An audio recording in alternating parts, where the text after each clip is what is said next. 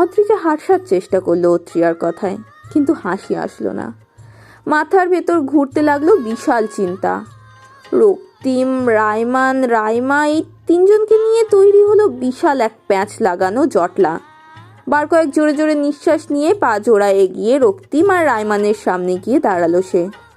মৃদু গলায় বলল, আপনারা একে অপরের কে হন? কি সম্পর্ক? 1 বছর আগে সম্পর্ক শেষ হয়ে গেছে মানে? বলুন আমায়। রক্তিম নিঃশব্দে হাসলো অদ্রিজার প্রশ্নগুলো শুনে। শান্ত গলায় বলল, আমরা একে অপরের বন্ধু হতাম কোনো সময় অদ্রিজা, বিষয়টা এইটুকু আর কিছুই না। রক্তিমের কথাটা বোধহয় সহ্য হলো না রাইমানের। রাগে তীরে এসেই রক্তিমের কলার চেপে ধরল সে। রাগে হাঁসফাঁস করতে করতেই বলে উঠল, আরে কিছু না। কি করে বলছিস তুই? তুই যে রাইমার জীবনটা নষ্ট করতে মরিয়া হয়ে উঠেছিলি, সেটা লুকিয়ে যাচ্ছিস কেন তুই? কেন? অদ্রিজা হতবিহ্বল চাহনি নিয়ে তাকিয়ে রইল দুজনের দিকে। রক্তিমের প্রতি রাইমান লোকটা রাগ আর ক্ষোভ দেখেই বিস্ময় খেলে গেল তার চোখে মুখে। অথচ রক্তিমের মুখে চমৎকার মুচকি হাসি। অদ্রিজা ভাবলেশীন ভাবে কয়েক সেকেন্ড তাকিয়ে থেকেই রাইমানের দিকে হাত বাড়ালো। রাইমানের হাত জোড়া রক্তিমের কলার থেকে ছাড়ানোর চেষ্টা করেই চিৎকার করে বলে উঠল সে, কি হচ্ছে কি ভাইয়া? বাচ্চা ছেলের মতো মারপিট করতে চাইছেন? রক্তিমের কলার ছাড়ুন বলে দিলাম। রক্তিম এবার আওয়াজ করে হেসে উঠল। টেরা বেঁকা দাঁতগুলো ঠোঁট সরিয়ে চোখে পড়তেই মুগ্ধ নয়নে তাকালো অদ্রিজা। সেই দৃষ্টিটাকে পুরোপুরি উপেক্ষা করেই রক্তিম তার হাত জোড়া ছাড়িয়ে দিল। অথচ এতক্ষণ রাইমানের হাত জোড়া একবারও ছাড়ানোর চেষ্টা করেনি সে। কেন? অদ্রিজা বুঝল না। রক্তিম ক্লান্ত চাহনিতে তাকিয়েই শান্ত গলায় বলে উঠল, আপনি আমাদের মাঝখানে কেন আসছেন অদ্রিজা? দূরে থাকুন। মিস্টার রাইমানকে ওনার খুব রাগ মিটিয়ে দিতে নিন প্লিজ। অদ্রিজা অবাক হলো রক্তিমের শান্ত গম্ভীর কথা শুনে। চোখ জোড়ায় বিস্ময় নিয়ে তাকিয়ে থাকতেই রাইমান হাত জোড়া ছাড়িয়ে নিল রক্তিমের কলার থেকে। জোরে জোরে নিঃশ্বাস ফেলে মাথা চেপে ধরল হাত জোড়া দিয়ে। চোখ জোড়া কয়েক সেকেন্ড বন্ধ রেখেই আবার খুলল। আক্ষেপ নিয়ে বলে উঠল, কেন রক্তিম? কেন করলি এমনটা? কেন সম্পর্কটা নষ্ট করলি তুই? অদ্রিজা এখনো বিস্ময় নিয়ে তাকিয়ে রইল। রাইমানের দিকে তাকিয়েই সঙ্গে সঙ্গে বলে উঠল সে, আপনি না আমার জীবন বাঁচাতে চান ভাইয়া? তাহলে আমায় কেন বলছেন না যে সবটা? বাসায় তো বেশ জোরে জোরে বলছিলেন সব। তাহলে এখন যখন জানতে চাইছি, বলছেন না কেন? আপনারা কি হন একে অপরের? রাইমান কয়েক সেকেন্ড চুপ থাকলো। রক্তিমের দিকে এক নজর তাকিয়েই বলল, রক্তিম আমার সেই হাই স্কুল লাইফের ফ্রেন্ড, খুব কাছের ফ্রেন্ড। ওর সাথে যতটা শেয়ার করতাম সবটা, তেমনটা বোধহয় আর কারোর সাথে শেয়ার করতাম না। জীবনের সব থেকে ক্লোজ হয়ে উঠেছিল। সম্পর্কের সমাপ্তি হয় যখন জানতে পারলাম রাইমা ওকে ভালোবাসে। রাইমারও মনে হতো ও রাইমাকে ভালোবাসে, কিন্তু রক্তিম কোনোদিন স্বীকার করেনি। আমি প্রথমে ভেবেছি রক্তিম মেনে নেবে সবটা খুব সহজেই। বন্ধুরা একমাত্র বোনকে নিশ্চয়ই ফিরিয়ে দেবে না, কিন্তু ও ফিরিয়ে দিল। মুখের ওপর বলে দিল রাইমাকে নিয়ে ওর কোনো ফিলিংস নেই। কিন্তু রক্তিমের প্রতি রাইমা এতটা দুর্বল হয়ে গিয়েছিল যে মানসিকভাবে রাইমা ভেঙে পড়েছিল। বারবার সুসাইড করার চেষ্টা করেছে। পুরো 6 মাস রাইমা মানসিক ট্রমাতে ছিল এই বিষয় নিয়ে। আমি সেই 6 মাস নিজের একমাত্র বোন কীভাবে দেখতে পারিনি। আড়ালে গিয়ে কেঁদেছিও। রক্তিমকে বারবার বুঝিয়েছি যাতে মেনে নেয়, কিন্তু ও মেনে নেয়নি। কেবল পায়ে পড়াটাই বাকি ছিল আমার, তবুও রিজেক্ট করেছে। এরপরও কি বন্ধুত্বটা থাকার কথা অদ্রি? তুমিই বলো। ও ইচ্ছে করে রাইমার জীবনটাকে ওই 6 মাস এমনভাবে নরকে পরিণত করেছিল, ইচ্ছে করে। রাইমাকে রিজেক্ট করে রাইমার বেস্ট ফ্রেন্ডের সাথে রিলেশনে গিয়েছিল। রক্তিম আবারও হাসলো। রাইমান, অত্রিয়া সবার দিকে এক নজর তাকিয়েই ছোট্ট শ্বাস ফেলল। রায়ান আবারও বলল, আরও কি ঘটেছে জানো অদ্রি? রক্তিম রাইমার বেস্ট ফ্রেন্ডকেও ঠিক সেই ট্রমাতে ঠেলে দিয়েছে। ওর কাজই এটা। একের পর এক মেয়ে নিয়ে কয়েকদিন খেলবে, তারপর শেষ, সব শেষ। ওই মেয়েটাকে একটা অন্ধকার জীবনে ঠেলে দিবে, এটাই ওর কাজ। তবুও বলছো তোমার জীবন নষ্ট হবে না অদ্রি? এখনও সময় আছে। ওই লোকটা ভয়ানক জাল থেকে বেরিয়ে আসো অদ্রি। তুমি জানো ও সারা দিন রাত ড্রিঙ্কে কীভাবে ডুবে থাকে জানো? এরকম একজনের সাথে তুমি সংসার করতে পারো না। আমি সবটা বলবো আন্টিকে। নিজের বোনকে যেমন কষ্ট করে দেখেছিলাম, চাই না তুমিও সেই কষ্টটা পাও অদ্রি। অদ্রিজা ছোট্ট শ্বাস ফেলল। মৃদু চাহনিতে একবার রক্তিমের দিকে তাকালো সে। চোখে মুখে তেমন কোনো ভাবাবেগ দেখা গেল না রক্তিমের, আগের মতোই হাসি রয়েছে মুখে। অদ্ভুত না লোকটা, নিজের সম্পর্কে এত কথা অথচ সে একটা কথাও বলছে না, বরং হাসছে। অদ্রিজার দ্বিধান্বিত চাহনি নিয়ে তাকিয়ে থাকতেই রক্তিম চোখ টিপল তাকে তাকিয়ে, হেসেই বলল, নিজের জীবনটা ওদের মতো নষ্ট না করে মুক্ত হয়ে যান অদ্রিজা। বারবার বলছি আমি আপনাকে, পরে যাতে আপনি ওদের মতো এলোমেলো হয়ে কষ্টে না থাকেন সেই জন্যই বলছি। আমায় ছেড়ে নিজের মতো থাকুন অদ্রিজা, মুক্ত হয়ে বাঁচুন। ছাদের দরজার কোণে দাঁড়িয়ে এতক্ষণ রক্তিম, রাইমান আর অদ্রিজার সবগুলো কথা শুনলেন অদ্রিজার মা। চোখে মুখে তীব্র থমথমে ভাব নিয়েই রক্তিমের দিকে তাকিয়ে রইলেন তিনি। এই ছেলেটার উপর প্রথম থেকেই সন্দেহ জন্মেছিল তার। অদ্রিজার যেদিন বিয়ে হয়েছিল ঠিক সেই দিন থেকেই নিজের স্ত্রীর মা হিসেবে রক্তিমের উচিত ছিল ওনাকে মা ডাকা, কিন্তু না, সে আন্টি ডাকে। অন্যান্য পরিবারের জামাইদের সাথে যেরকম সম্পর্ক থাকে তার বিন্দু মাত্র সম্পর্ক রক্তিম কিংবা তার পরিবারের সাথে তাদের গড়ে ওঠেনি। সেদিনকার অ্যালকোহল গন্ধ, টোলে টোলে হাঁটা, আজকের বলা কথাগুলো শুনেই পরিষ্কার হয়ে গেল সবটা তার কাছে। অদ্রিজার মা থমথমে মুখে নিয়েই ছাদের দরজা থেকে এসে সরে দাঁড়ালেন ছাদের মেঝেতে। অদ্রিজার হতাশ হওয়া মুখটার দিকে কিছুটা সময় তাকিয়েই সামনে এগিয়ে গেলেন। মেয়ের ডান হাতটা টেনে ধরেই ভারী হাত দিয়ে বসিয়ে দিলেন একটা চর। অদ্রিজা আকস্মিক চর সামলাতে না পেরেই কিছুটা সরে গেল। মুহূর্তেই নিজের ডান হাতটা গালে গিয়ে স্থির হলো তার। মায়ের দিকে তাকিয়ে অবাক হয়ে চেয়ে রইল সে। চোখ জোড়া টলমল করে উঠল মুহূর্তেই। কাপা কণ্ঠে বলল, আম্মু। অদ্রিজার মায়ের মুখের কঠিন থমথমে ভাবটা কমল না, এটুকু পরিবর্তন ঘটল না মুখের চাহনির। অদ্রিজার দিকে ক্ষিপ্ত চাহনিতে তাকিয়েই বলে উঠলেন তিনি, এমন একটা ছেলেকে নিজের জন্য পছন্দ করেছিস তুই অদ্রি? এমন একটা ছেলেকে, আমার মেয়েদের জীবন নষ্ট করে বেড়ানো যার অভ্যাস, তুই তাকেই বিয়ে করেছিস? তোর চাচ্চু তোর উপর বিশ্বাস করে তোর কথা মতন বিয়েতে হ্যাঁ বলে দিয়েছিল অদ্রি। আমিও তোকে বিশ্বাস করেছিলাম অদ্রি, কিন্তু এখন মনে হচ্ছে বিশ্বাস করাটা উচিত হয়নি তোকে অদ্রি।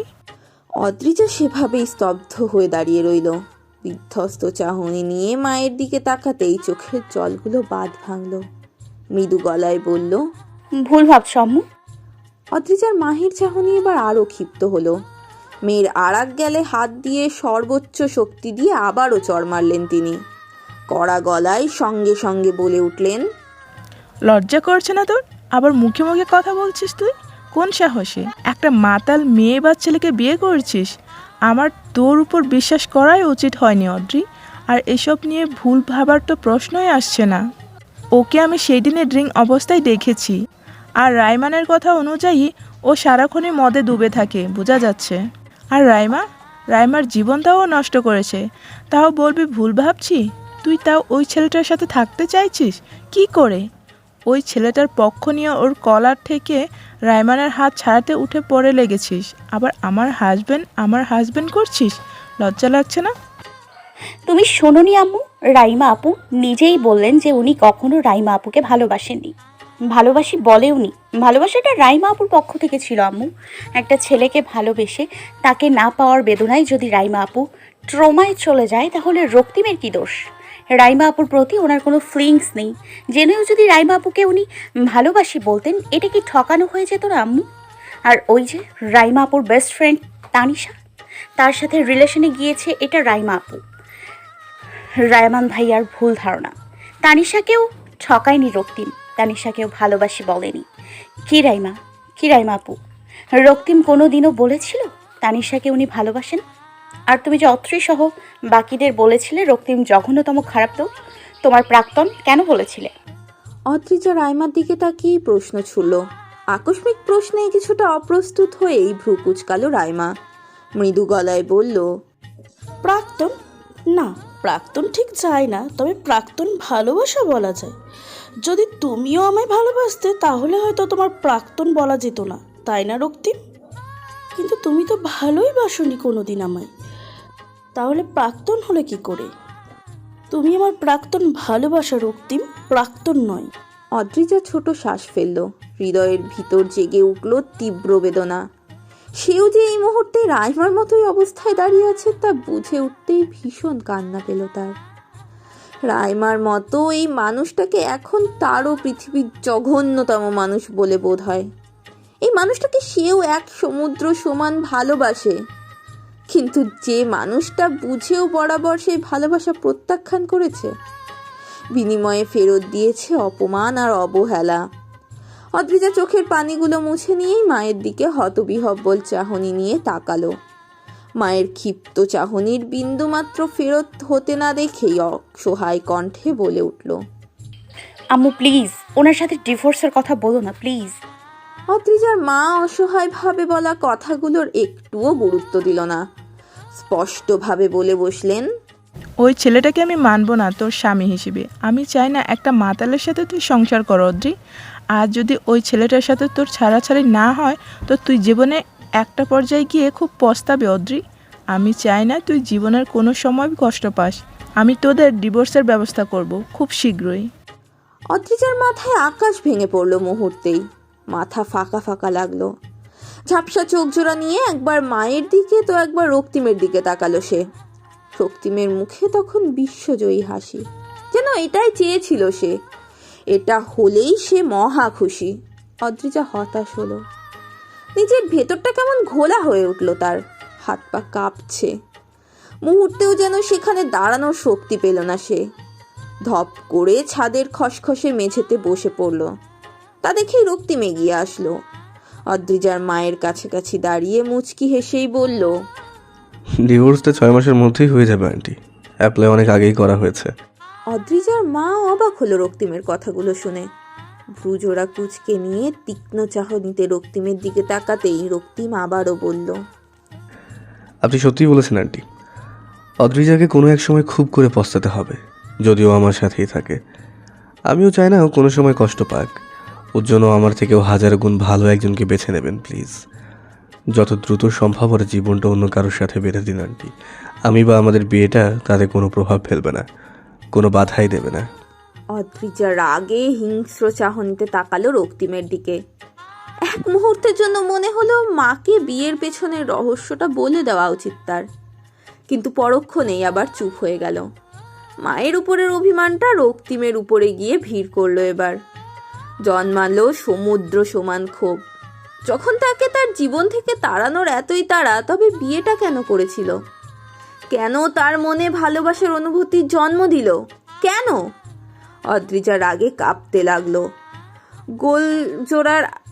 গালজোড়ায় তার মায়ের আঙুলে স্পষ্ট লালচে ছাপ পড়ে আছে। চোখজোড়া লাল টকটকে হয়ে আছে। সেই লাল টকটকে চোখজোড়া দিয়েই অনবরত গড়িয়ে চলেছে নোনতা পানি। বিধ্বস্ত অবস্থায় তুলতুলে লতানো শরীরটা নিয়ে সেভাবেই পড়ে রইল ছাদের মেঝেতে। রক্তিম হালকা হাসলো। অন্যদিনকার মতোই অতটা চাঞ্চল্যকর ছিল না হাসিটা, হয়তো কিছুটা বেদনাও মিশ্রিত ছিল। অদ্রিজার সামনে এসেই হাঁটু গেড়ে বসল সে। অদ্রিজার গালের লালচে ছাপগুলোতে আলতোভাবে হাত বুলিয়েই ফিসফিসিয়ে শান্ত গলায় বলল, I am sorry Adrija, I am extremely sorry Adrija. আমার প্রতি কেন এতটা বিশ্বাস আপনার? কেন এতটা বিশ্বাস করেন, ভালোবাসেন? আমার সাথে পথ চলা অনেক কাছের মানুষ আমায় এতটুকু বিশ্বাস করেননি অদ্রিজা, অথচ আপনি আমায় ঘৃণা করেও বিশ্বাস করছেন। রাইমার তানিশাকে আমি ঠকাইনি, তা আপনি কতটুকু বিশ্বাস করলেন আমার কাছের বন্ধুরা ততটুকু বিশ্বাস করেনি অদ্রিজা। ভালোবাসেন আমায়? আপনি আমায় ভালোবাসলে আমি রাইমা কিংবা তানিশার মতো আপনাকে বলবো না। আপনাকে নিয়ে আমার কোনো ফিলিংস নেই, তবে আমি আপনাকে আমার জীবনে জড়াতেও পারবো না অদ্রিজা। আমি আবারও একটা নারীকে ফিরিয়ে দিচ্ছি, আপনাকে ফিরিয়ে দিচ্ছি অদ্রিজা। ভালো থাকবেন। এই অসহায় মানুষটি আপনার জীবনের অনেক কিছু কেড়ে নিয়েছে, তার জন্য ক্ষমা করে দেবেন আমায় অদ্রিজা। সে রাতটাকে ভুলে যাবেন প্লিজ। নতুন করে জীবনটাকে শুরু করবেন, নতুনভাবে বাঁচবেন। আমি আর কখনো আপনার সামনে আসবো না, দেখা করব না। আমায় ভুলতে সহজ হবে তাহলে আপনার, বলুন।